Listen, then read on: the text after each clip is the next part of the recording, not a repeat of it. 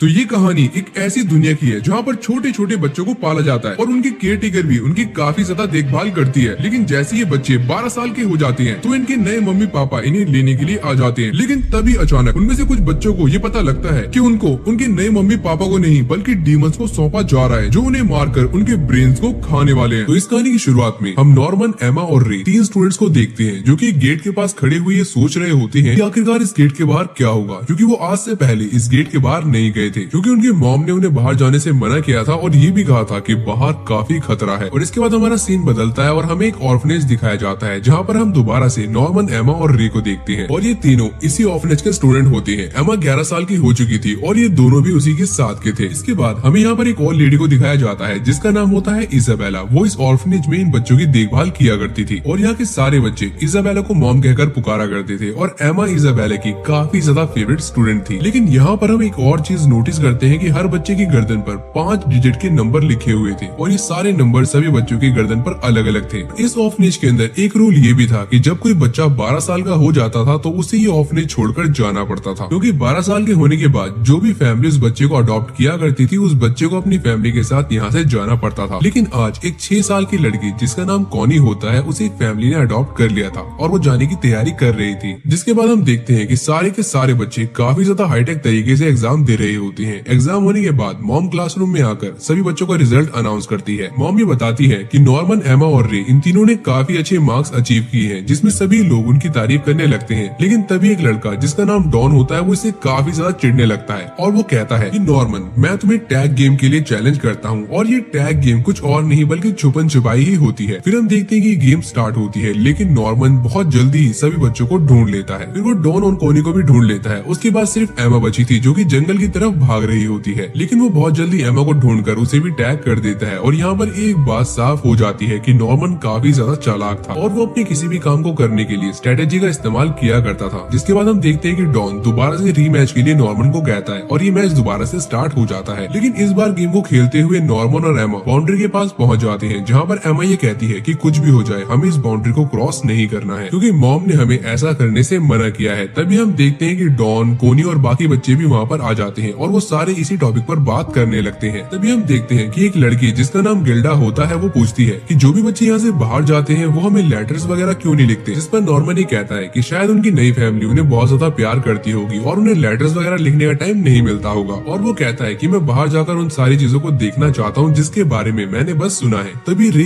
कहता है कि मैं बाहर जाकर बस जिंदा रहना चाहता हूँ। एमा कहती है कि मेरा कोई खास मन नहीं है यहाँ से जाने का और ये सारे बच्चे इसी पर बात करने लगते हैं। जिसके बाद हमें शाम का सीन दिखाया जाता है और कोनी के जाने का वक्त हो गया था। कोनी को जाते हुए देख सारे बच्चे इमोशनल होने लगते हैं और उसे बाय करने लगते हैं। लेकिन तभी एमा ये देखती है कि कोनी की डोल यहीं पर रह गई है। फिर वो नॉर्मन के साथ भागकर गेट की तरफ जाने लगती है। तभी उन दोनों को वहाँ पर एक काफी बड़ा ट्रक दिखाई देता है जिसके अंदर बैठकर कोनी अपने घर जाने वाली थी। लेकिन उन दोनों को कोनी वहाँ पर कहीं भी दिखाई नहीं दे रही थी। तभी एमा डिसाइड करती है कि वो ट्रक के अंदर देखेगी और जैसे ही वो ट्रक के अंदर देखती है तभी वो काफी ज्यादा शॉक्ड हो जाती है। फिर नॉर्मन भी आकर उस ट्रक के अंदर देखता है और वो भी एमा की तरह शॉक्ड हो जाता है क्योंकि उन दोनों ने कुछ ऐसा देख लिया था जो कि उन्होंने बिल्कुल भी एक्सपेक्ट नहीं किया था। इस ट्रक के अंदर कोनी की डेड बॉडी पड़ी हुई होती है। ये दोनों कोनी की डेड बॉडी को देख ही रहे होते हैं। तभी उन दोनों को कुछ आवाज आती है और वो दोनों ट्रक के नीचे छुप जाते हैं और उन दोनों को वहाँ पर 2 मॉन्स्टर्स की परछाई दिखाई देती है जो कि ह्यूमन वॉइस के अंदर ही बात कर रहे होते हैं। उनमें से एक मॉन्स्टर कोनी की बॉडी को उठाकर एक बोतल के अंदर डाल देता है ताकि वो प्रिजर्व रहे और यहाँ पर इजाबेला यानी कि मॉम भी होती है। तभी अचानक उनमें से एक मॉन्स्टर को ये शक होता है कि शायद ट्रक के नीचे कोई है और जैसे ही वो देखने के लिए जाता है उससे पहले ही नॉर्मन और एमा वहाँ से भाग निकलते हैं और भागते भागते वो दोनों एक फील्ड के अंदर जाकर रुक जाते हैं और रोने लगते हैं। और यहाँ पर उन्हें एक बात तो रियलाइज हो जाती है कि ये ऑर्फनेज एक ऐसा फार्म है जहाँ पर पहले बच्चों को बड़ा किया जाता है और बाद में उन्हें मॉन्स्टर्स के हवाले कर दिया जाता है। और इजाबेला जिसको वो मॉम कहते हैं वो भी इन सब में शामिल है। तभी वो दोनों भागते हुए स्कूल के पास पहुँचते हैं जहाँ पर रे उनका वेट कर रहा होता है। रे उनसे पूछता है क्या तुम दोनों ने कोनी की डोल उसे वापस कर दी, जिस पर वो दोनों कोई भी जवाब नहीं देते और अपने कमरे में जाकर यहाँ से भागने का प्लान बनाने लगते हैं। एमा उससे कहती है कि मैं अकेले यहाँ से भागना नहीं चाहती और रे दरवाजे के बाहर खड़ा हुआ उन दोनों की सारी बातें सुन लेता है। तभी हम देखते हैं कि मॉम भी वहाँ पर आ जाती है जिनके हाथ में कोनी की डोल थी जिसको देने के लिए एमा और नॉर्मन वहाँ पर गए थे। अब मॉम को इस बात का शक होने लगा था कि पक्का उस ट्रक के नीचे कोई ना कोई तो जरूर से था। फिर हम देखते हैं कि एमा को एक सपना आता है जिसमें वो देखती है कि कोनी की डेड बॉडी मॉन्स्टर्स के डाइनिंग टेबल पर पड़ी हुई है और जैसे उसकी आंख खुलती है उसके बाद वो मॉन्स्टर्स और मॉम दोनों से काफी ज्यादा डरने लगती है। तभी नॉर्मन उसे समझाता है कि हम दोनों को बहुत ही नॉर्मल रिएक्ट करना पड़ेगा, वरना मॉम को ये पता लग जाएगा कि हम भी दोनों कल रात बाहर गए थे। नॉर्मन एमा को ये भी बताता है कि कल रात जब वो मॉन्स्टर्स आपस में बात कर रहे थे तो मैंने एक चीज नोटिस की कि मॉन्स्टर्स के लिए बच्चों की एज काफी ज्यादा मैटर करती है, जिसका सीधा सा मतलब ये है कि 6 साल के बच्चे की क्वालिटी थोड़ी लो होगी और 12 साल के बच्चे की क्वालिटी काफी ज्यादा हाई। इसलिए जब बच्चा 12 साल का हो जाता है तो उसे मॉन्स्टर्स के पास भेज ही दिया जाता है। लेकिन जिन बच्चों की उम्र कम होती है और वो टेस्ट के अंदर अच्छा परफॉर्म नहीं करते तो उन बच्चों को भी उन मॉन्स्टर्स को सौंप दिया जाता है और वो उन बच्चों का ब्रेन खा लेते हैं। 6 साल के बच्चों की तुलना में 12 साल के जो बच्चे होते हैं उनका ब्रेन काफी ज्यादा अच्छा होता है, इसलिए वेट किया जाता है कि सभी बच्चे 12 साल के हों। और क्योंकि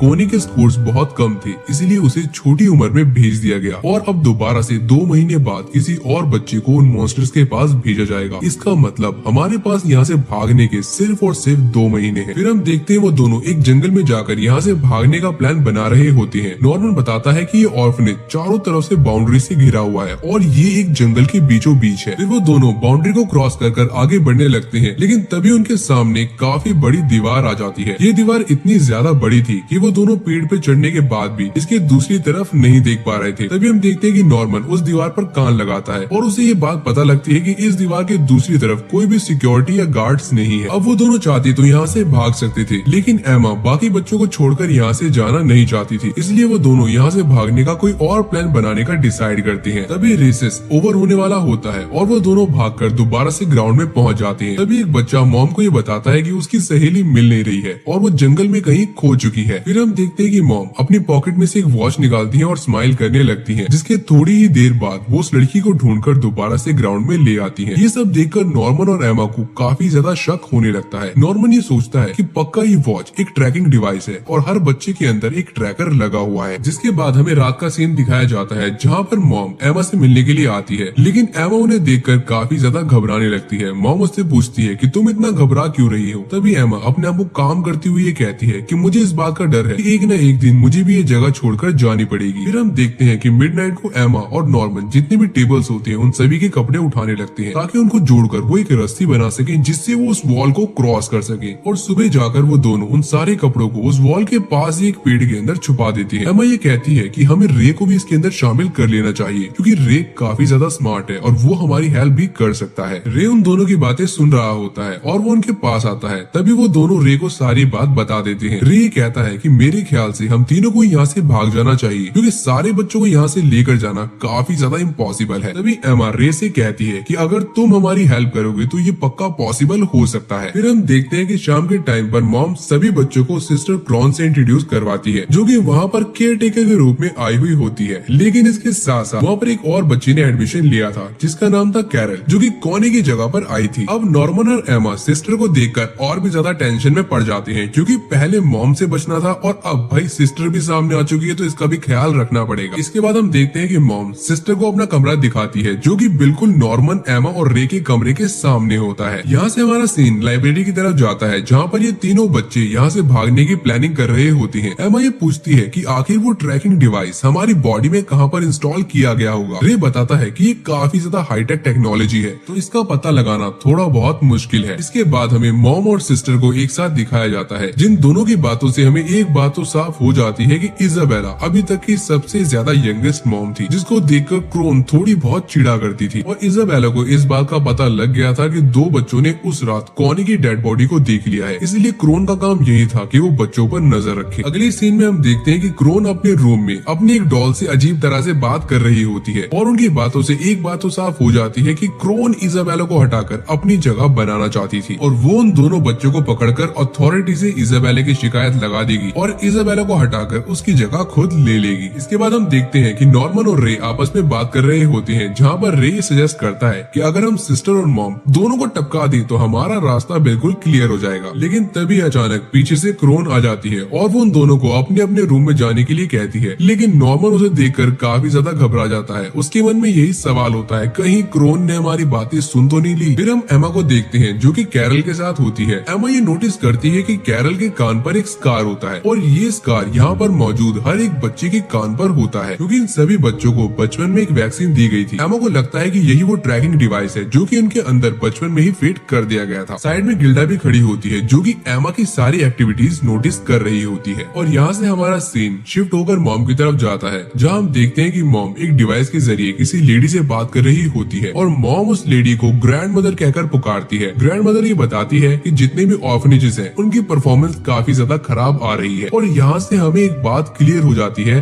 कि इसके अलावा और भी ज्यादा ऑर्फनेजेस होती हैं जहाँ से बच्चों को डीमंस के पास भेजा जा रहा है। और फिर ग्रैंड मदर मॉम से पूछती है कि तुम्हारे यहाँ पर सब कुछ कैसा चल रहा है, जिस पर मॉम ये कहती है कि हाँ यहाँ तो सब कुछ बढ़िया है। फिर हमें सुबह का सीन दिखाया जाता है जहाँ पर सारे ही बच्चे ग्राउंड में होते हैं। तभी एमा बाउंड्री की तरफ जाने लगती है और गिल्डा उसे नोटिस कर लेती है। एमा भागकर नॉर्मन और रे के पास जाती है और उन्हें ट्रैकिंग डिवाइस के बारे में बताने लगती है, जिस पर नॉर्मन ये कहता है कि मेरे ख्याल से हमें इसे काटकर यहाँ से निकाल लेना चाहिए। लेकिन तभी एमा कहती है कि मॉम सुबह सुबह सारे बच्चों के बालों को कॉम्ब करती है तो वो इस कट को आराम से नोटिस कर लेगी। इसके अलावा सभी बच्चों को यहाँ से एक साथ भगाना इतना भी आसान नहीं है, क्योंकि सभी बच्चों में इतना स्टेमिना नहीं है कि वो वॉल को क्रॉस कर सके और तेज भाग सके। जिसके बाद एमा ये डिसाइड करती है कि हम उन बच्चों को टैग गेम के जरिए धीरे धीरे ट्रेन करेंगे, जिसके अंदर नॉर्मन उन बच्चों को पकड़ेगा, एमा उन बच्चों को फिजिकली फिट करेगी और रे उन बच्चों को स्ट्रेटेजी के बारे में बताना शुरू करेगा और धीरे ही धीरे वो बच्चे दिन ब दिन ट्रेन होने लगेंगे। फिर हम देखते हैं ये सारे बच्चों को लेकर टैग गेम शुरू कर देते हैं, लेकिन सिस्टर क्रोन भी उन्हें ज्वाइन कर लेती है। सिस्टर क्रोन काफी सारे बच्चों को बहुत जल्दी ही पकड़ लेती है। फिर वो एमा की तरफ भी बढ़ने लगती है, लेकिन एमा एक पत्थर के पीछे छुपी हुई होती है। तभी सिस्टर ये कहती है कि एमा की वीकनेस उसकी इनोसेंस और काइंडनेस है और रे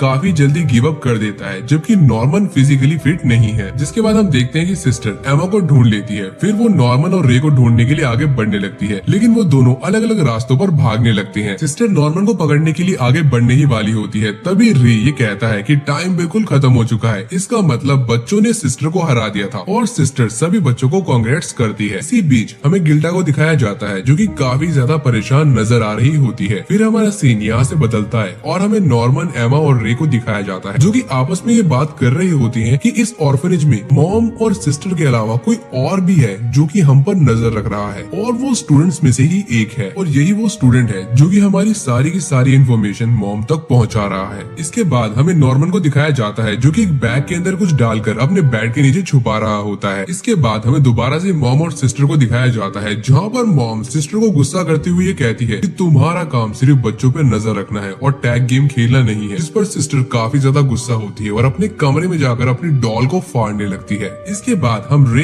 एमा और नॉर्मन को प्लेग्राउंड के अंदर देखते हैं, जहाँ पर रे नॉर्मन से पूछता है कि क्या तुम्हें कोई आइडिया मिला जिससे हम इस ट्रैकर को निकाल सके। नॉर्मन बताता है कि अब से 10 दिन के बाद मैं इस ट्रैकर को तोड़ने का कोई ना कोई रास्ता निकाल लूंगा और 10 दिन के बाद हम यहाँ से बाहर भी निकल जाएंगे। लेकिन ये सुनकर रे और एमा थोड़ा बहुत घबरा जाते हैं, क्योंकि उनके पास सिर्फ 1.5 महीना ही बाकी था। तभी नॉर्मन ये कहता है कि मॉम को इस बात का शक है कि जो भी बच्चे भागने वाले हैं वो शायद फेयरवेल के दिन भागेंगे, लेकिन हम उससे पहले भागकर मॉम को चकमा दे देंगे। इसके बाद वो तीनों डिसाइड करते हैं कि वो अपनी टीम को बढ़ाएंगे। फिर हमें लाइब्रेरी का सीन दिखाया जाता है, जहाँ पर वो गिल्डा और डॉन को लेकर आ जाते हैं और उन दोनों को सारी बात बताने लगते हैं। इनकी बातों को सुनने के बाद डॉन और गिल्डा को बिल्कुल भी यकीन नहीं होता, लेकिन तभी नॉर्मन उन्हें एक लिस्ट दिखाता है जिसके अंदर 6 साल के बच्चों के नाम होते हैं जिन्होंने अपने टेस्ट में अच्छा स्कोर नहीं किया था और इनमें कॉनी का भी नाम शामिल होता है। और ये सारे वही बच्चे होते हैं जिन्हें टाइम से पहले फेयरवेल दे दिया गया था। लेकिन नॉर्मन गिल्डा और डॉन से एक बात छुपाता है कि कॉनी की डेथ हो चुकी है। वो बस इन दोनों से यही कहता है कि बाहर जाकर इन बच्चों को डीमंस के हाथों में सौंप दिया जाता है। तब हम देखते हैं कि डॉन और गिल्डा इन दोनों की बात मान लेते हैं और यहाँ से चले जाते हैं। उनके जाने के बाद रे नॉर्मन से कहता है कि तुमने कॉनी की डेथ वाली बात उन दोनों को क्यों नहीं बताई। तभी नॉर्मन कहता है कि अगर मैं उन दोनों को ये बात बता देता तो वो दोनों डर जाते। तभी रे कहता है लेकिन बाद में जब उन दोनों को ये बात पता लगेगी तो वो काफी ज्यादा हर्ट होंगे। और नॉर्मन ने डॉन और गिल्डा को इसलिए भी अपनी टीम के अंदर शामिल किया था क्योंकि उसे इस बात का यकीन था कि इन दोनों में से कोई ना कोई जरूर है जो कि मॉम को उनके सारे प्लान के बारे में बता रहा है और अब यही पता करना है कि इन दोनों में से वो बंदा आखिर है कौन। फिर हम देखते हैं कि नॉर्मन रे को एक प्लान के बारे में बताता है जिससे वो पता लगा पाएंगे कि इन दोनों में से जासूस कौन है। नॉर्मन का प्लान ये था कि वो उन दोनों को बता देगा कि उन्होंने यहाँ से भागने के लिए जो रोप बनाई है वो कहाँ पर रखी है, लेकिन वो उन दोनों को अलग अलग लोकेशन बताएगा। वो डॉन को बताएगा कि वो रोप उसके बेड के नीचे है और गिल्डा को बताएगा कि वो 2nd फ्लोर के वॉशरूम में रखी हुई है। और इन दोनों में से जो भी जासूस होगा वो लोकेशन का पता मॉम या सिस्टर में से किसी को भी बता देगा और इससे इनको भी ये बात पता लग जाएगी कि आखिरकार जासूस है कौन। इसके बाद हम रात का सीन देखते हैं जहाँ पर गिल्डा अपने रूम से निकलकर सिस्टर के रूम की तरफ जाती है, लेकिन एमा उसे देख लेती है। तभी हम देखते हैं कि किसी ने चुपके चुपके से मॉम को एक लेटर के अंदर ये लिखकर बता दिया था कि रोब नॉर्मन के बेड के नीचे है। फिर हम देखते हैं कि गिल्डा और सिस्टर आपस में बात कर रहे होती हैं और एमा बाहर खड़ी हुई उन दोनों की बातें सुन रही होती है। लेकिन गिल्डा सिस्टर को बस थैंक्स कहने के लिए आई थी, क्योंकि सिस्टर उन सभी का काफी अच्छे से ध्यान रख रही थी। क्रोन काफी ज्यादा ट्राई करती है कि गिल्डा उसे कुछ बता दे, लेकिन गिल्डा अपना मुंह नहीं खोलती और एमा बाहर खड़ी हुई चैन की सांस लेती है। अगली सुबह हम देखते हैं कि इन तीनों को डॉन पर शक होने लगा था और नॉर्मन और रे आपस में ये बात कर रहे होते हैं कि आखिरकार कोई बच्चा मॉम का जासूस बना क्यों होगा, जिस पर रे कहता है कि पक्का उस बच्चे को कोई ना कोई फायदा हो रहा होता है। फिर हम देखते हैं कि नॉर्मन एमा से पूछता है क्या अब भी तुम सभी बच्चों को बचाना चाहती हो, इंक्लूडिंग वो जासूस, जिस पर एमा कहती है कि हाँ, मैं यहाँ से सभी बच्चों को बाहर निकालना चाहती हूँ, चाहे वो बच्चे बचना चाहते हो या फिर नहीं, लेकिन हमें यहाँ से सभी बच्चों को बाहर निकालना है। अगले सीन में हम नॉर्मन और रे को देखते हैं जो कि अपने बेड के नीचे से और सेकंड फ्लोर पर वॉशरूम में से फेक रोप को बाहर निकाल रहे होते हैं। तभी हम देखते हैं कि नॉर्मन के बेड के नीचे रखी हुई रोप वहाँ से गायब थी, जिस पर रे ये कहता है देखा,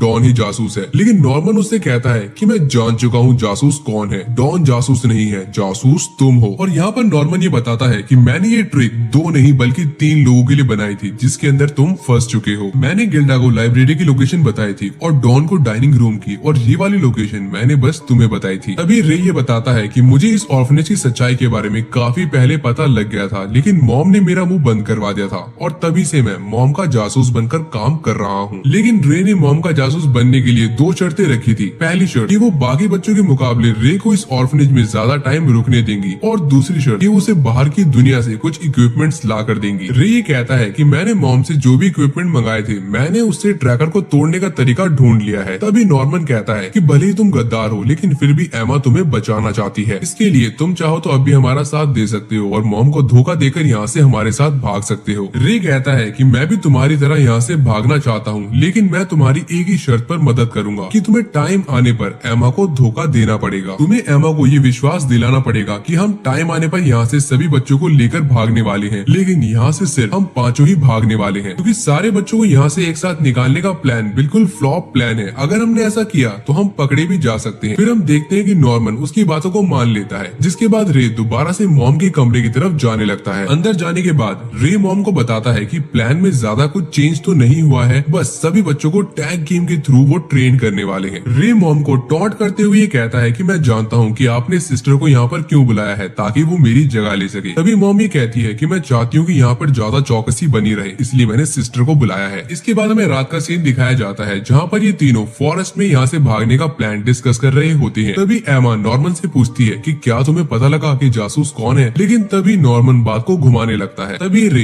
एमा को ये साफ साफ बता देता है कि वही जासूस है। एमा ये सुनकर काफी ज्यादा शॉक्ड हो जाती है। रे ये कहता है कि मैं तुम्हें उसी रात ये बताने वाला था, लेकिन तुम दोनों ने कॉनी की डॉल को बाहर छोड़ दिया था और सिचुएशन हाथ से ना निकली, इसलिए मैंने उस रात तुम्हें ये बात नहीं बताई। एमा उससे पूछती है क्या अब भी तुम हमारी टीम में हो, जिस पर रे हाँ करता है। फिर एमा उससे कहती है क्या तुम हमारे साथ सभी बच्चों को यहाँ से बाहर निकलवा दोगे, जिस पर रे झूठ बोलते हुए कहता है कि हाँ, मैं तुम्हारा साथ देकर सभी बच्चों को यहाँ से निकलवा दूंगा। अगली सुबह हम देखते हैं कि डॉन और गिल्डा काफी ज्यादा नाराज होते हैं, क्योंकि उन्हें प्लान के अंदर शामिल नहीं किया जा रहा और न ही उन्हें सारी बातें बताई जा रही हैं। फिर ये पांचों स्टोर रूम में बैठकर प्लान को डिस्कस करने लगते हैं, जहाँ पर एमा ये बताती है कि मैंने और गिल्डा ने मॉम पर काफी ज्यादा नजर रखी है और मॉम के रूम के पास एक और सीक्रेट रास्ता है, और मॉम रोज रात को 8 बजे यहाँ से गायब हो जाती है और इस सीक्रेट रूम में जाकर वो पक्का हेडक्वार्टर को कांटेक्ट करती होंगी। इसके बाद डॉन और गिल्डा को डाइनिंग टेबल लगाने के लिए बुला लिया जाता है, लेकिन ये दोनों वो सीक्रेट रूम ढूंढ लेते हैं। लेकिन इसके बाद वहाँ पर किसी के आने की आहट सुनाई देती है, जिसके बाद हमें पता लगता है कि एक छोटा सा बच्चा हाइड एंड सीक खेलता हुआ उन दोनों के पास गलती से आ गया था। इसके बाद हम दोबारा से उन तीनों को देखते हैं जो कि यहाँ से भागने का प्लान डिस्कस कर रहे होते हैं। री कहता है कि हमारे पास ऑर्फनेज की मोस्ट ऑफ द इन्फॉर्मेशन आ चुकी है और अब हम इस ट्रैकिंग डिवाइस को भी तोड़ सकते हैं, बस हमें बाहर की दुनिया की इन्फॉर्मेशन को गैदर करना है। तभी नॉर्मन कहता है कि यहाँ से बाहर निकलने के 3 स्टेप्स हैं। पहला, उस वॉल को क्रॉस करना, दूसरा इस फार्म से बाहर निकलना और तीसरा बाहर की दुनिया में सरवाइव करना। री कहता है कि हमें बाहर की दुनिया के बारे में ज्यादा इन्फॉर्मेशन गैदर करनी पड़ेगी। तभी एमा ये कहती है कि मुझे पता है कि हमें ये इन्फॉर्मेशन कहाँ मिलेगी। फिर वो उन दोनों को लेकर लाइब्रेरी के अंदर जाती है, जहाँ पर वो विलियम मिनर्वा की बुक्स को निकालती है, जिसके अलग अलग पेजेस पे अलग अलग कोड लिखे होती हैं, जो कि बाहर की दुनिया से यहाँ के बच्चों को बचाने के लिए अलग अलग टाइम पर भेजे गए थे। एमा ये बताती है कि इन मैसेजेस से हमें ये तो पता लग गया है कि बाहर की दुनिया में हमारी हेल्प करने के लिए काफी सारे लोग हैं, हमें बस बाहर निकलना है और उन लोगों को ढूंढना है। दूसरी तरफ हम डॉन को देखते हैं जो कि जानबूझकर मॉम से टकराता है ताकि वो उनसे वो चाबी ले सके जिससे मॉम सीक्रेट रूम के अंदर जाती है। अब इस चाबी की हेल्प से डॉन और गिल्डा उस सीक्रेट रूम में घुस जाती हैं। वो देखते हैं कि इस रूम के अंदर उन बच्चों का सारा सामान पड़ा हुआ है जो बच्चे यहाँ से जा चुके हैं। डॉन को ये सारा कुछ देखकर काफी ज्यादा अजीब लगता है कि अगर सारे बच्चे यहाँ से जा चुके हैं तो उनका सामान यहाँ पर क्या कर रहा है और कॉनी की डॉल यहाँ पर क्या कर रही है। डॉन गिल्डा से कहता है कि ये तीनों हमसे कुछ ना कुछ जरूर छिपा रहे हैं। तभी डॉन गलती से एक जगह पर हाथ रख देता है और उनके सामने वही सिस्टम अपीयर होता है जहाँ से मॉम हेडक्वार्टर में बात करती है। फिर हम इन सभी को डाइनिंग रूम में देखते हैं जहाँ पर डॉन इनसे काफी ज्यादा नाराज होता है। फिर वो बताता है कि उसने उस सीक्रेट रूम के अंदर आखिरकार क्या देखा। इसके बाद नॉर्मन उन दोनों को सच बता देता है, जिसके बाद डॉन गुस्से में आकर नॉर्मन और रे को मुक्का मारता है। जिसके बाद नॉर्मन, एमा और रे उन दोनों से माफी मांगते हैं और दोबारा से वो पांचों एक टीम के अंदर आ जाते हैं। लेकिन तभी रे को ऐसा लगता है कि पास की दीवार के पीछे से ही कोई न कोई उनकी बातों को सुन रहा है। अगले दिन हम नॉर्मन और एमा को बात करते हुए देखते हैं जहाँ पर नॉर्मन ही कहता है कि फाइनल डे आने में बस एक ही हफ्ता बाकी है और हमारी सारी तैयारियां हो चुकी हैं। बस हमने ये डिसाइड करना है कि हमने भागना कैसे है। तभी एमा ये कहती है कि मेरे पास एक प्लान है, लेकिन क्या हमें ये प्लान रे को बताना है। नॉर्मन कहता है कि नहीं, अभी ये प्लान हमें रे को नहीं बताना। इसके बाद नॉर्मन बेडरूम में जाता है और रे के बॉक्स को देखने लगता है जहाँ पर ये लिखा होता है कि ये सब बस तुम्हारे लिए है, जिसको देखकर नॉर्मन काफी ज्यादा खुश होता है। फिर वो बाहर आता है जहाँ पर गिल्डा और डॉन उसके कहने पर डिटर्जेंट लेके आए हुए थे। इसके बाद ये सारे अपने प्लान को डिस्कस करने लगते हैं। नॉर्मन ये कहता है कि हम रे की हेल्प से अपने प्लान को आगे बढ़ाएंगे। रे मॉम को सारी फॉल्स इन्फॉर्मेशन देगा और हमारा प्लान आगे बढ़ता रहेगा। दूसरी तरफ हम रे और मॉम को देखते हैं जहाँ पर मॉम रे से ये पूछती है कि क्या अपडेट्स है। रे झूठ बोलते हुए कह देता है कि नॉर्मन तुम्हें मारने का प्लान बना रहा है। फिर हमें दोबारा से उन्हीं बच्चों को दिखाया जाता है जो कि अपने प्लान के बारे में बातें कर रहे होते हैं। लेकिन तभी अचानक वहाँ पर सिस्टर आ जाती है और वो एमा से कहती है कि मुझे पता है कि तुम सब क्या बातें कर रहे हो। मैंने लास्ट नाइट तुम सबको बातें करते हुए सुन लिया था। क्रोन को देखकर इन सब की हालत काफी ज्यादा पतली होने लगती है। लेकिन तभी क्रोन उनसे कहती है कि मैं तुम्हारी यहाँ से भागने में मदद करूंगी क्योंकि मैं इजाबेला को अथॉरिटी के सामने नीचा दिखाना चाहती हूँ। फिर वो इन सभी को यहाँ की मैनेजमेंट के बारे में बताती है। वो ये कहती है कि जो भी लड़की यहाँ पर 12 साल की उम्र को पूरा कर लेती है उसे डीमंस के पास भेजने से पहले 2 चॉइसेस मिलती हैं, या तो वो मॉम बन सकती है और या फिर डीमंस का खाना। और मॉम बनने की ट्रेनिंग में जिस भी लड़की के स्कोर सबसे ज्यादा अच्छे होते हैं और उसके पास मॉम की सिफारिश होती है तो वो आगे चलकर मॉम बन जाती है। एमा उससे पूछती है कि हम तुम पर विश्वास क्यों करें। क्रोन कहती है कि मैंने अगर तुम्हारे प्लान के बारे में इजाबेला को बता दिया तो तुम सबकी बैंड बजने वाली है, लेकिन अगर तुमने मेरे प्लान के बारे में उसे बताया तो मेरी भी बैंड ढीली हो जाएगी। इसीलिए हम दोनों को एक दूसरे की मदद करनी पड़ेगी और हमारे पास इसके अलावा कोई और रास्ता भी नहीं है। इसके बाद हम उन सभी बच्चों को आपस में बात करते हुए देखते हैं जहाँ पर नॉर्मन ये कहता है कि मुझे ऐसा लगता है वो जो क्राउन है ना वो बस हमारी हेल्प करने का नाटक कर रही है और वो हमारी हेल्प नहीं करेगी। मुझे लगता है कि वो बस हमारे खिलाफ सबूत इकट्ठा करना चाहती है। अगर ऐसा हुआ भी तो हमारा प्लान फिर भी सक्सेसफुल रहेगा। अगले सीन में हम नॉर्मन और एमा को देखते हैं जो कि क्रोन के पास जाते हैं और उससे पूछते हैं कि ये बताओ कि हमारे कान में जो ट्रैकर लगा हुआ है हम इसे बाहर कैसे निकाल सकते हैं। क्रोन कहती है कि मुझे नहीं पता कि ये ट्रैकर बाहर कैसे निकलेगा, लेकिन इसके लिए तुम्हें अपने कानों को काटना पड़ेगा और अगर तुम ऐसा करना चाहते हो तो मेडिकल रूम में जाकर तुम एक तेज धार वाली चीज का इस्तेमाल कर सकते हो और वहाँ पर तुम्हें पट्टी भी देखने को मिल जाएगी। एमा उससे पूछती है कि तुम्हारी एज क्या है और तुम कभी किसी हाउस की स्टूडेंट रही हो। क्रोन बताती है कि मेरी उम्र अभी 26 साल है और मैं ग्रे स्लेट हाउस से पढ़ी हूँ जो कि एक अलग प्लांट है। इससे हमें पता लगता है कि यहाँ पर और भी प्लांट्स हैं जहाँ पर पहले बच्चों को बड़ा किया जाता है और बाद में उन्हें डीमंस के हवाले सौंप दिया जाता है। एमा उससे पूछती है क्या तुमने कभी बाहर की दुनिया देखी है। क्रोन कहती है कि नहीं, मैंने कभी बाहर की दुनिया नहीं देखी, लेकिन मुझे इतना जरूर से बताया कि बाहर लोग रहते हैं क्योंकि इन प्लांट्स के अंदर जितने भी कपड़े और खाना आता है वो सारा कुछ बाहर से आता है। फिर कुछ देर तक ऐसे इन सभी की बातें चलती रहती है। फिर हमारा सीन शिफ्ट होकर मॉम और रे के पास आता है जहाँ पर मॉम रे को एक कैमरा देती है क्योंकि उसने काफी अच्छी जासूसी की थी तो उसे ये एक रिवॉर्ड मिलता है। जिसके बाद रे अपने कैमरा से मॉम की पिक्चर क्लिक करता है और उसके बाद घंटा बज जाता है क्योंकि रात के 12 बज चुके थे। जिसके बाद मॉम एक कैलेंडर के पास जाती है और वहाँ पर जाकर एक डेट को मार्क कर देती है और ये कहती है कि अब टाइम आ चुका है। अगले दिन हम इन सभी बच्चों को देखते हैं जो कि अपने प्लान के बारे में डिस्कस कर रहे होते हैं। तभी रे ये कहता है कि आज हम उस दीवार के ऊपर चढ़ेंगे और उसके आसपास के जितने भी एरियाज हैं उस पर निगरानी रखेंगे, जिसके लिए मेरे पास एक काफी कमाल का प्लान है। प्लान के मुताबिक रे मॉम का ध्यान भटकाएगा और डॉन और गिल्डा सेकंड फ्लोर की विंडो के नीचे खड़े रहेंगे ताकि वो मॉम पर नजर रख सके। जिसके बाद नॉर्मन और एमा वॉल पर चढ़कर आसपास की चीजों को इन्वेस्टिगेट करेंगे। अगले सीन में हम देखते हैं कि क्रोन नॉर्मन, एमा और रे के कमरे में जाती है और उनके कमरे में कुछ ढूंढा ढांडी करने लगती है। लेकिन तभी अचानक वहाँ पर एक छोटा सा बच्चा आ जाता है जिसको देखकर ये काफी ज्यादा डर जाती है और ये कहती है मैं तो बस सफाई कर रही थी और बस कुछ नहीं, ऐसे ही घूम रही थी यहाँ पर। जिसके बाद वो बच्चा यहाँ से चला जाता है। लेकिन क्रोन को यहाँ पर एक ऐसा पेपर मिलता है जिसको देखने के बाद उसकी आंखें फटी की फटी रह जाती है। इसके बाद क्रोन अपने कमरे में जाती है और बड़बड़ाने लगती है। वो ये कहती है कि मुझे इजाबेला की एक और वीकनेस मिल गई है। वो ये सोचती है कि अब वो इजाबेला को हटाकर आराम से उसकी जगह ले लेगी, लेकिन तभी उसके दरवाजे पर नॉक होता है और जैसे वो डोर खोलती है बाहर इजाबेला खड़ी होती है जिसके हाथ में एक लेटर होता है जो कि हेडक्वार्टर से आया था। और इसे पढ़ने के बाद क्रोन की आंखें फटी की फटी रह जाती है क्योंकि इस लेटर के अंदर ये लिखा था कि प्लांट 4 के अंदर एक मॉम की जरूरत है और क्रोन को वहाँ के लिए अपॉइंट कर दिया गया है, इसलिए उसे जल्दी से जल्दी प्लांट 4 पर जाना पड़ेगा। इजाबेला बताती है कि बाहर ग्रैंड मदर तुम्हें लेने के लिए आई हुई है और वो तुम्हारा वेट कर रही है। क्रोन ये समझ जाती है कि ये सारा कुछ इजाबेला ने ही करवाया है क्योंकि वो उससे छुटकारा पाना चाहती है। इसके बाद हम देखते हैं कि क्रोन को जो पेपर मिला था उसके अंदर एक बच्चे की हैंडराइटिंग में इजाबेला और मॉन्स्टर्स के बारे में कुछ लिखा हुआ होता है। अगर क्रोन वो पेपर अब भी ग्रैंड मदर को दे देती है तो वो अब भी जीत सकती है, इसलिए वो ये डिसाइड करती है कि जैसी वो बाहर जाएगी सबसे पहले वो ये पेपर ग्रैंड मदर को दे देगी। उसके बाद क्रोन अपना सामान उठाकर गेट से बाहर निकलती है और उसके सामने ग्रैंड मदर खड़ी होती है। बाहर पहुंचते ही क्रोन सबसे पहले उस पेपर को ग्रैंड मदर को पकड़ा देती है। ग्रैंड मदर उस पेपर को देखने के बाद ये समझ जाती है कि इस प्लांट के काफी सारे बच्चे ऐसे हैं जिन्हें यहाँ की सच्चाई के बारे में पता चल गया है। क्रोन उनसे कहती है कि मैं यहाँ पर रुककर और भी एविडेंस कलेक्ट कर सकती हूँ, लेकिन ग्रैंड मदर उसे मना कर देती है और ये कहती है कि इजाबेला ने यहाँ पर सब कुछ संभाला हुआ है तो तुम्हें यहाँ रुकने की कोई भी जरूरत नहीं है। इसके बाद हम एक फ्लैशबैक देखते हैं जहाँ पर ग्रैंड मदर ने भी एक बच्चे को दीवार के उस तरफ जाने से रोक लिया था। उन्हें ये लगता है कि इजाबेला भी उन्हीं की तरह है। ग्रैंड मदर क्रोन पर भड़कने लगती है। वो ये कहती है कि मुझे पता है कि तुम इजाबेला को फंसाने की काफी ज्यादा कोशिश कर रही हो। उसके बाद वो वहाँ से चली जाती है, लेकिन फिर हम देखते हैं कि क्रोन के पीछे एक मॉन्स्टर होता है जो कि उसे मारने के लिए वहाँ पर आया था। ऐसे में क्रोन को भी अपना बचपन याद आता है कि जब वो 12 साल की हो गई थी तो उसके सामने भी 2 चॉइसेस, या तो वो मॉम बनने की ट्रेनिंग ले ले या फिर मॉन्स्टर्स का खाना बच जाए। लेकिन क्रोन मॉम बनने की हार्ड ट्रेनिंग को कंप्लीट कर लेती है, जिसके बाद हमें प्रेजेंट का सीन दिखाया जाता है जहाँ पर वो मॉन्स्टर क्रोन को जान से मार देता है। दूसरी तरफ हम देखते हैं कि प्लान के मुताबिक रे मॉम का ध्यान भटकाने के लिए मॉम के कमरे की तरफ जाता है और बाकी बच्चे भी अपनी पोजीशंस ले लेते हैं। मॉम रे को बताती है कि मैंने क्रोन को रास्ते से हटा दिया है, मुझे क्रोन की बिल्कुल भी जरूरत नहीं थी तो इसलिए मैंने उसे मरवा दिया है। ये सुनकर रे काफी ज्यादा डरने लगता है। फिर मॉम उससे कहती है कि तुम्हारा पार्ट भी खत्म होने वाला है। ये सुनकर रे काफी ज्यादा डर जाता है क्योंकि मॉम अब उसे भी शायद जान से मारने वाली थी। फिर हम देखते हैं कि मॉम रे को क्रोन वाले कमरे के अंदर बंद कर देती है और अपना ट्रैकिंग डिवाइस निकाल लेती है, जिससे उसे ये सारा कुछ पता लग जाता है कि कौन सा बच्चा कहाँ पर है। नीचे डॉन और गिल्डा रे के सिग्नल का इंतजार कर रहे होते हैं, लेकिन तभी अचानक उनके सामने मॉम आती है जो कि स्माइल करते हुए उनके सामने से निकलती है। डॉन को ये लगता है कि पक्का कोई ना कोई तो गड़बड़ है। तभी डॉन भागते हुए ऊपर की तरफ जाता है जहाँ पर उसे रे के चिल्लाने की आवाज आती है। डॉन पूरी जान लगाकर दरवाजे को तोड़ देता है और रे को बाहर निकाल लेता है। उसके बाद वो दोनों मॉम को रोकने के लिए भागने लगते हैं। दूसरी तरफ हम देखते हैं कि नॉर्मन और एमा रोप को निकालकर वॉल पर चढ़ने की तैयारी कर रही होती है, लेकिन तभी अचानक उन्हें वहाँ पर किसी के आने की आहट सुनाई देती है और वो दोनों चौकन्ने हो जाते हैं और रोप को नीचे झाड़ियों में फेंक देते हैं। तभी मॉम वहाँ पर आ जाती है। मॉम के आने के बाद एमा कुछ ऐसा रिएक्ट करती है जैसे कि वो कुछ जानती नहीं। वो ये कहती है कि मैं तो बस यहाँ पर खेलने आई थी, लेकिन मॉम उससे कहती है कि ज्यादा बनने की जरूरत नहीं है, मुझे सब कुछ पता लग गया है। मॉम उससे कहती है कि मैं तुम्हें काफी ज्यादा पसंद करती हूँ, इसलिए मैं तुम्हें सरेंडर करने का मौका दे रही हूँ। अगर तुम यहाँ से भागी तो तुम्हें चोट भी आ सकती है, तुम चाहो तो सरेंडर कर सकती हो। इसी मौके का फायदा उठाकर एमा मॉम को कसकर पकड़ लेती है और नॉर्मन भागकर दोबारा वॉल की तरफ जाने लगता है। लेकिन तभी नॉर्मन को एमा की चिल्लाने की आवाज आती है और जैसे नॉर्मन पलटकर देखता है वो देखता है कि मॉम ने एमा का पैर तोड़ दिया है और वहाँ पर रे, गिल्डा और डॉन भी आ जाते हैं। वो भी ये देखकर काफी ज्यादा हैरान होने लगते हैं। मॉम उन सभी से कहती है कि तुम बच्चे बाकी बच्चों से काफी ज्यादा अलग हो, लेकिन टेंशन मत लो, मैं तुम्हें टाइम आने से पहले ना तो यहाँ से भागने दूंगी और ना ही तुम्हें कोई नुकसान पहुँचाऊंगी। फिर मॉम एमा से कहती है कि तुम अब खेल नहीं सकती, लेकिन तुम्हें कुछ भी करके कल पार्टी के अंदर शामिल होना पड़ेगा। फिर मॉम नॉर्मन को देखती है और ये कहती है कि हेडक्वार्टर से तुम्हारे लिए भी डेट्स आ चुकी हैं और कल तुम्हें भी जाना है। और ये सुनने के बाद नॉर्मन की हालत और भी ज्यादा पतली होने लगती है। अगले सीन में हम डॉन, गिल्डा और रे को देखते हैं जो कि काफी ज्यादा निराश होते हैं क्योंकि इनका पूरा का पूरा प्लान चौपट हो गया था और किसी को भी ये समझ नहीं आ रहा था कि अब क्या करना है और वो नॉर्मन को अब कैसे बचा सकते हैं। फिर हम देखते हैं कि नॉर्मन एमा से मिलने के लिए मेडिकल रूम में आता है और वो एमा से कहता है कि एमा टेंशन मत लो, सब कुछ बिल्कुल ठीक है। कुछ देर के बाद वहाँ पर रे आ जाता है और वो नॉर्मन और एमा को एक और प्लान के बारे में बताने लगता है। वो नॉर्मन से कहता है कि मेरे पास एक प्लान है, तुम अपने कान के पीछे लगी हुई चिप को तोड़कर कल जंगल के अंदर जाकर छुप जाना और मैं वहाँ तुम्हें खाना पहुँचाता रहूंगा और जैसे ही एमा ठीक हो जाएगी हम सारे यहाँ से भाग जाएंगे। नॉर्मन ये कहता है कि अगर मैं वहाँ पर चला गया तो यहाँ की सिक्योरिटी और भी ज्यादा टाइट हो जाएगी। रे उससे कहता है कि टेंशन मत लो, हर प्लांट 2 तरह के रूल्स को फॉलो करता है। पहला कि बच्चों को फ्री रखना ताकि उनकी अपब्रिंगिंग अच्छे से हो सके और दूसरा रूल उन्हें डीमंस की सच्चाई से दूर रखना। पहले रूल को फॉलो करने से प्लांट को अच्छे ब्रेन वाले बच्चे मिलेंगे और सेकंड रूल को फॉलो करने से कभी भी डीमन डीमंस उनके सामने नहीं आएंगे। अगर ऐसा हुआ तो बच्चे डर जाएंगे और उनका ब्रेन सही तरीके से काम नहीं करेगा। तो अगर तुम यहाँ से भागते भी हो तो यहाँ पर कुछ और सिक्योरिटी नहीं लगेगी। यहाँ पर बॉस क्रॉन की तरह एक और सिस्टर को बुला लिया जाएगा। लेकिन नॉर्मन ये कहता है कि अगर मैं यहाँ से भागा तो मेरी जगह पर किसी और को डीमंस के हवाले कर दिया जाएगा। तभी एमा ये कहती है कि मेरे पास एक और प्लान है। अगर तुम दोनों अपने अपने हाथों को तोड़ लो तो तुम दोनों को अनहेल्दी कंसीडर किया जाएगा और तुम दोनों को ही डीमंस के पास नहीं भेजा जाएगा। इस बात पर ये तीनों हंसने लगते हैं, लेकिन तभी नॉर्मन अपनी लाचारी पर रोने लगता है। उसके बाद हम रे को देखते हैं जो कि अपनी मशीन नॉर्मन को देता है, जो कि ऑलमोस्ट कंप्लीट हो चुकी थी। रे उससे कहता है कि तुम ये डिवाइस रख लो और इससे तुम अपने कान पे लगे हुए ट्रैकर को तोड़कर छिप जाना। वो ये भी बताता है कि गिल्डा और डॉन एक और रोप बना रहे हैं जिससे वो अब भी प्लान के अंदर जीत सकते हैं। इसके बाद हमें रात का सीन दिखाया जाता है जहाँ पर मॉम सभी बच्चों के सामने ये झूठ बोलती है कि नॉर्मन कल अपनी न्यू फैमिली के पास जा रहा है, जिसे सुनकर सारे बच्चे रोने लगते हैं। इसके बाद हमारा सीन शिफ्ट होकर एमा की तरफ जाता है। एमा जल्दी से अपना खाना खत्म करती है और गिल्डा भी नई रोप बनाने की तैयारी में रहती है। तभी हम देखते हैं कि नॉर्मन को अपने कमरे के अंदर एक लेटर मिलता है जो कि क्रोन ने उसके लिए छोड़ा था। अगली सुबह हम देखते हैं कि नॉर्मन वॉल के ऊपर चढ़ जाता है और चारों तरफ देखने लगता है, लेकिन तभी मॉम को ये लगता है कि नॉर्मन गायब है और वो अपना ट्रैकिंग डिवाइस निकालती है। लेकिन तभी अचानक नॉर्मन उनके सामने आ जाता है। लेकिन प्लान के हिसाब से नॉर्मन को यहाँ से भाग जाना चाहिए था। तभी रे उस पर गुस्सा करता है और ये कहता है कि तुम यहाँ से भागे क्यों नहीं। नॉर्मन उसे कहता है कि इस दीवार के उस तरफ एक बहुत बड़ी खाई है। अगले सीन में हम देखते हैं कि नॉर्मन ये बताता है कि मैंने वॉल पर चढ़कर काफी ज्यादा इन्वेस्टिगेशन की, लेकिन मुझे ये पता लग गया है कि घर के वेस्ट साइड में जो दीवार है वो हेडक्वार्टर से जुड़ी हुई है और वहाँ पर एक पुल भी है, तो हम यहाँ से भाग सकते हैं। नॉर्मन ये कहता है कि अगर मैं यहाँ से अकेला भाग जाता तो किसी को भी ये नहीं पता लगता कि उस वॉल के दूसरी तरफ आखिर है क्या और मुझे भागने में बहुत ज्यादा प्रॉब्लम्स भी आती। फिर हम देखते हैं कि नॉर्मन रे को उसकी मशीन वापस कर देता है। इसके बाद हमें रात का सीन दिखाया जाता है जहाँ पर नॉर्मन जाने के लिए तैयार हो रहा होता है और सभी लोग उसे बाय कर रहे होते हैं, लेकिन एमा एक कोने में बैठी हुई रो रही होती है और रे भी नॉर्मन को बाय करने के लिए वहाँ पर नहीं आता क्योंकि वो उसे ऐसा नहीं देख सकता था। तभी हम देखते हैं कि एमा भागकर नॉर्मन के गले लग जाती है और उसके कान में ये कहती है कि तुम जाकर छुप जाना और मैं मॉम का ध्यान भटका दूंगी। जिसके बाद हम देखते हैं कि नॉर्मन एमा को धक्का देता है और वो मशीन भी एमा को पकड़ा देता है। वो एमा से गुस्से में ये कहता है कि मैं ऐसी बेवकूफी नहीं करना चाहता। अगर मॉम ने गलती से भी ये डिवाइस देख लिया तो उन्हें पता लग जाएगा कि हमारा प्लान आखिरकार क्या है। यहाँ पर हम देखते हैं कि नॉर्मन सभी के लिए अपने आप को सैक्रिफाइस करने वाला था और जैसे वो जाता है उसे रे दिखता है और वो रे को भी एक स्माइल देता हुआ बाहर निकल जाता है। उसके बाद नॉर्मन को बाहर वही ट्रक दिखता है जिसके अंदर उसने कॉनी की डेड बॉडी को देखा था। तभी मॉम वहाँ पर आ जाती है और नॉर्मन को एक रूम में रुकने के लिए कहती है और जैसे वो दोनों रूम के अंदर जाते हैं तभी एक और डोर ओपन होता है जिसमें से तेज लाइट बाहर आती है। नॉर्मन अंदर देखकर काफी ज्यादा चौंक जाता है। अगले दिन हम सुबह ब्रेकफास्ट का सीन देखते हैं जहाँ पर एमा को पीछे से नॉर्मन की आवाज आती है, लेकिन वो तो बस उसका एक वहम था। ग्राउंड में खेलते टाइम भी एमा बस साइड में खड़ी रहती है और रे भी शॉक में चला जाता है। शाम के वक्त ये चारों दोबारा से अपने प्लान को डिसाइड करने के लिए मिलते हैं जहाँ पर रे काफी ज्यादा घबराया हुआ होता है क्योंकि वो टूट चुका था। वो ये कहता है कि हमें अब कोई भी प्लान नहीं बनाना चाहिए, हमें बस अपनी मौत का इंतजार करना चाहिए। रे ये कहता है कि अगर कोई भागना चाहता है तो वो भाग सकता है, लेकिन मैं हार मान चुका हूँ। इसको देखकर एमा भी अपने कमरे में आकर काफी ज्यादा रोने लगती है। तभी वहाँ पर मॉम आकर एमा से ये कहती है कि नॉर्मन अब जा चुका है और रे भी हार मान चुका है, तो तुम चाहो तो मैं तुम्हारे लिए आगे मॉम बनने की सिफारिश कर सकती हूँ। लेकिन एमा उन्हें मना कर देती है और इसी तरह पूरा एक महीना बीत जाता है। उसके बाद हम दोबारा से मॉम को देखते हैं जो कि अपने कैलेंडर पर एक डेट को मार्क करती है और उसके नीचे रे का नाम लिख देती है। इसका मतलब यही था कि अगले दिन रे को भी यहाँ से जाना था। फिर एमा ये नोटिस करती है कि रात के टाइम रे वही ट्यून गुनगुना रहा होता है जो कि अक्सर मॉम गुनगुनाया करती थी। एमा उससे पूछती है कि तुम इतनी रात को यहाँ पर क्या कर रहे हो। रे ये कहता है कि इस घर में मेरी आखिरी रात है, तो मैं इसी तरह से यहाँ पे इस घर को गुड बाय कह रहा हूँ। एमा रे को याद दिलाती है कि कल तुम्हारा बर्थडे है। रे उससे कहता है क्या तुमने अभी तक हार नहीं मानी। एमा उसे एक किलर स्माइल देती है जिससे पता लगता है कि एमा ने अभी तक हार नहीं मानी थी। फिर एमा रे को बताती है कि मैंने शुरू से अभी तक कभी भी हार नहीं मानी। मुझे ये पता लग गया था कि मॉम मुझ पे और तुम पर फोकस कर रही है, इसलिए मैंने मॉम को ये दिखाया कि मैं हार चुकी हूँ ताकि मॉम को ये लगता रहे कि हम सबने सरेंडर कर दिया। लेकिन इसी बीच एमा पूरे प्लान को और भी ज्यादा मजबूत बना रही थी। रे उससे कहता है कि तुम्हारा प्लान कभी भी सक्सेसफुल नहीं हो सकता क्योंकि तुम सभी बच्चों को एक साथ यहाँ से बाहर निकालना चाहती हो और उस ब्रिज से एक साथ इतने बच्चे नहीं जा सकते क्योंकि वहाँ पर डीमंस का पहरा है। वो कहता है कि ऐसे में तुम्हें मेरा प्लान मानना चाहिए। मैंने जंगल में कुछ बॉम्ब्स छुपा दिए हैं और मैं यहाँ पर आग लगा दूंगा और जैसे ही मॉम और बाकी लोग यहाँ पर आग बुझाने के लिए आएंगे हम सारे बच्चे यहाँ से भाग जाएंगे। एमा उससे कहती है कि मॉम आग बुझाने की जगह बच्चों को ट्रैक करने में ज्यादा ध्यान देगी। तभी रे अजीब तरह से हंसने लगता है और वो कहता है कि मॉम बस आग नहीं बुझाएंगी, उसके साथ साथ वो अपने एक और बच्चे की जान भी बचा रही होगी। जिसके बाद हम देखते हैं कि रे अपने ऊपर पेट्रोल डाल लेता है और एक माचिस जलाकर एमा से ये कहता है कि मेरे और नॉर्मन के सैक्रिफाइस को खराब मत जाने देना। इसके इसके बाद हमारा सीन शिफ्ट होकर मॉम की तरफ जाता है, जहाँ पर मॉम बच्चों को सुला रही होती है। लेकिन तभी अचानक उन्हें एमा की चिल्लाने की आवाज आती है और जैसे वो भागकर लाइब्रेरी की तरफ जाती है, वो देखती है कि पूरी लाइब्रेरी के अंदर आग ही आग लगी हुई है। एमा वहाँ पर बैठकर रो रही होती है। तभी एमा मॉम से कहती है कि रे इस आग के अंदर है। मॉम अपना ट्रैकिंग डिवाइस निकालती है और चेक करती है। उन्हें पता लगता है कि रे इसी आग के अंदर। फिर मॉम भागकर गिल्डा के पास जाती है और उससे कहती है कि सभी बच्चों को कहो कि वो ग्राउंड में आ जाएं। फिर मॉम फायर एक्सटिंग्विशर लेकर आग के पास आती है, लेकिन अब तक काफी ज्यादा देर हो चुकी थी और आग भी पहले से बहुत ज्यादा बढ़ गई थी। तभी मॉम अचानक से ये नोटिस करती है कि एमा वहाँ से गायब है और फिर जैसे वो अपने ट्रैकिंग डिवाइस के अंदर एमा को ढूंढती है तो एमा वहाँ पर नहीं मिलती। बस उन्हें एमा का कटा हुआ एक कान मिलता है। मॉम भी देखकर समझ जाती है कि एमा यहाँ से भागने वाली है। अगले सीन में हम देखते हैं कि सारे बच्चे अपने बैकपैक लेकर वॉल के पास पहुंच जाते हैं और भागने की तैयारी करने लगते हैं। तभी हम देखते हैं कि रे भी यहाँ पर मौजूद होता है। फिर हम एक फ्लैशबैक देखते हैं जहाँ पर रे जैसे अपने आप को आग लगाने वाला होता है, तभी एमा उससे कहती है कि तुम्हें सैक्रिफाइस करने की कोई भी जरूरत नहीं है। जिसके बाद एमा कुछ बच्चों से कुछ कपड़े मंगाती है और रे के कपड़े चेंज कर देती है और उसके अंदर कुछ मीट डालकर उस कपड़ों को वहीं डाल देती है। इसके साथ साथ एमा रे का कान काटकर भी उन कपड़ों के अंदर डाल देती है और वहाँ पर आग लगा देती है। एमा उससे कहती है नॉर्मन ये जानता था कि प्लान फेल हो जाने के बाद तुम कुछ ऐसा करोगे, इसलिए उसने तुम्हारे लिए भी एक अलग से प्लान बनाया हुआ था। इसके बाद हम मॉम को देखते हैं, जिन्हें पता लगता है कि सारे बच्चे यहाँ से भाग चुके हैं। उसके बाद मॉम एक सीक्रेट रूम की तरफ जाने का ट्राई करती है, लेकिन वो रूम पहले से ही बच्चों ने सील कर दिया था। फिर एमा रे को ये बताती है कि नॉर्मन ने उसे पहले ये बता दिया था कि अगर तुम सारे बच्चों को यहाँ से भगाना चाहते हो तो तुम्हें उन्हें प्लान के बारे में पहले ही बताना पड़ेगा, ताकि वो बच्चे उसी हिसाब से प्रैक्टिस कर सके। फिर हमें बताया जाता है कि एमा जब भी गार्डन के अंदर मायूस बैठी हुआ करती थी तो वो भी उनके प्लान का एक पार्ट था, जहाँ पर डॉन एंड गिल्डा बाकी बच्चों को रोप चढ़ने की प्रैक्टिस करवा रहे होते थे। फिर हमारा सीन दोबारा से मॉम की तरफ आता है, जहाँ पर मॉम अपने हाथ में एमा का कटा हुआ कान लेकर पूरे घर को जलते हुए देख रही थी और वो चिल्लाकर ही कहती है कि मैं तुम सबको यहाँ से भागने नहीं दूंगी। तभी वहाँ पर फिल आ जाता है। इसके बाद हमें दोबारा से एमा और रे को दिखाया जाता है। रे सोचता है कि हमारे साथ बाकी छोटे छोटे बच्चे कहाँ पर हैं। तभी एमा उससे कहती है कि मैंने 4 साल और उनसे छोटे बच्चों को वहीं पर छोड़ दिया है, क्योंकि बाहर जाने के बाद उनकी देखभाल करना हमारे लिए काफी ज्यादा मुश्किल होगा और वैसे भी 6 साल से छोटे बच्चों को डीमंस के हवाले नहीं किया जाता, तो मैं उन्हें 2 साल में आकर कभी भी बचा सकती हूँ। फिर हमें एक फ्लैशबैक दिखाया जाता है, जहाँ पर एमा फिल को अपने पास बुलाकर उसे सारा कुछ बता देती है और फिर उससे ही कहता है कि मैं तुम्हारे आने तक तुम्हारा इंतजार करूंगा। फिर हमारा सीन प्रेजेंट में आता है, जहाँ पर मॉम फिल से ये पूछती है कि क्या तुम्हें पता है कि सारे बच्चे कहाँ पर। फिल उन्हें अपने पीछे आने के लिए कहता है और मॉम अपना ट्रैकिंग डिवाइस निकालती है, जहाँ पर उन्हें काफी सारे डॉट्स एक ही जगह पर नजर आते हैं। मॉम को ये लगता है कि उसने बच्चों को ढूंढ लिया है, लेकिन जैसे ही मॉम वहाँ पर पहुँचती है वो देखती है कि यहाँ पर सिर्फ छोटे छोटे बच्चे होते हैं और ये देखकर मॉम अपना सर पकड़ लेती है, क्योंकि इससे उसका काफी ज्यादा टाइम वेस्ट हो चुका था। फिर सारे बच्चे वॉल पर चढ़कर ब्रिज की तरफ भागने लगते हैं और मॉम हेडक्वार्टर में फोन लगाकर ये कह देती है कि बड़े बच्चे यहाँ से भाग चुके हैं और वो ब्रिज की तरफ आ रहे हैं ताकि वो यहाँ से निकल सके, तो चौकन्ने रहना। ऐसे में ब्रिज की दूसरी तरफ डीमंस की पूरी आर्मी खड़ी हो जाती है, जो कि बच्चों को रोकने के लिए वहाँ पर आई थी। तभी एमा रे के सामने एक और सीक्रेट रिवील करती है। वो ये कहती है कि हम ब्रिज से नहीं, हम खाई से जाने वाले हैं। तभी हमें एक फ्लैशबैक दिखाया जाता है, जहाँ पर एमा को नॉर्मन का एक लेटर मिलता है और नॉर्मन ने उससे कहा था कि सभी को ये लगेगा कि तुम ब्रिज से जाने वाले हो, लेकिन तुम्हें टफ रास्ता चुनना पड़ेगा। फिर सीन प्रेजेंट में आता है, जहाँ पर बच्चे अलग अलग ग्रुप बनाकर खड़े हो जाते हैं और रस्सियों को फेंकना शुरू कर देते हैं और ये रस्सी दूसरी तरफ जाकर पेड़ों में अटकनी शुरू हो जाती है। इसी तरह सारे बच्चे क्रॉल करके उस खाई को पार करने लगते हैं। तभी हमारा सीन मॉम की तरफ शिफ्ट होता है, जहाँ पर मॉम को हेडक्वार्टर से एक कॉल आती है और मॉम को ये पता लगता है कि सारे बच्चे अभी तक ब्रिज के पास नहीं पहुँचे हैं। तभी मॉम उस वॉल की तरफ भागने लगती है और जैसे वो वहाँ पहुँचती है वो ये देखती है कि सारे बच्चे उस खाई को क्रॉस कर चुके हैं और एमा भी मॉम को बाय करते हुए उसे क्रॉस कर देती है। वो उन बच्चों को देखकर कुछ भी नहीं कर पाती और वो सारे बच्चे एक एक कर रस्सियों को गिरा देते हैं, जिसके बाद मॉम अपने बालों को खोल देती है। इसके बाद हमें मॉम का एक फ्लैशबैक दिखाया जाता है, जहाँ पर एक बच्चा लेस्ली पेड़ के नीचे बैठा हुआ बेंचों पर वही ट्यून प्ले कर रहा होता है जो कि मॉम अक्सर गुनगुनाया करती थी। इजाबेला पेड़ पर ही होती है और वो नीचे आकर लेस्ली से पूछती है कि क्या ये ट्यून तुमने बनाई है। लेस्ली जिस पर हाँ कहता है। इसके बाद वो दोनों दोस्त बन जाते हैं। फिर वो दिन आता है जहाँ पर लेस्ली के जाने का वक्त हो जाता है और इसको देखकर इजाबेला काफी ज्यादा रोने लगती है, क्योंकि वो दोनों काफी अच्छे दोस्त बन चुके थे। और एक बार इजाबेला इस वॉल पर चढ़कर यहाँ से भागने की कोशिश कर रही होती है, लेकिन तभी वहाँ पर मॉम आकर उसे रुका लेती है और ये वही सीन था जो कि हमने पहले भी देखा था और ये कोई और नहीं बल्कि ग्रैंड मदर थी, जो कि इजाबेला को भागने से रोक रही थी। इसके बाद हम देखते हैं कि इजाबेला के सामने भी 2 ही ऑप्शन आते हैं। फिर वो मॉम बनने की ट्रेनिंग को चूज कर लेती है और मॉम बन जाती है और इस वाले घर में रहने लगती है। तभी अचानक उसे वही ट्यून सुनाई देती है जो कि लेस्ली बजाया करता था और इजाबेला जाकर देखती है कि ये ट्यून रे बजा रहा है और रे उससे कहता है मैं तुम्हारा बेटा हूँ। फिर हमारा सीन प्रेजेंट में आता है, जहाँ पर इजाबेला ये कहती है कि मैं हार चुकी हूँ। फिर वो खुद ही सारी रस्सियों को हटा देती है और बच्चों से कहती है कि जाओ बच्चों अपना ख्याल रखना। फिर वो फिल के पास आती है और उससे कहती है कि टेंशन मत लो, सारे बच्चे यहाँ से सही सलामत जा चुके हैं। फिर वो सभी बच्चों को लेकर पेड़ के नीचे सुलाने लगती है क्योंकि पूरा घर जल चुका था। दूसरी तरफ हम देखते हैं कि सारे बच्चे भागते भागते जंगल की दूसरी तरफ पहुंच जाते हैं और घर से बाहर पहली बार एक नई सुबह को देखते हैं। अगर आपको ये वाली वीडियो अच्छी लगी हो तो वीडियो को लाइक करके चैनल को सब्सक्राइब कर लेना। अगले पार्ट के लिए आप मुझे नीचे कमेंट कर सकते हो। बाकी मैं मिलता हूँ आपसे नेक्स्ट वीडियो में, तब तक के लिए टेक केयर।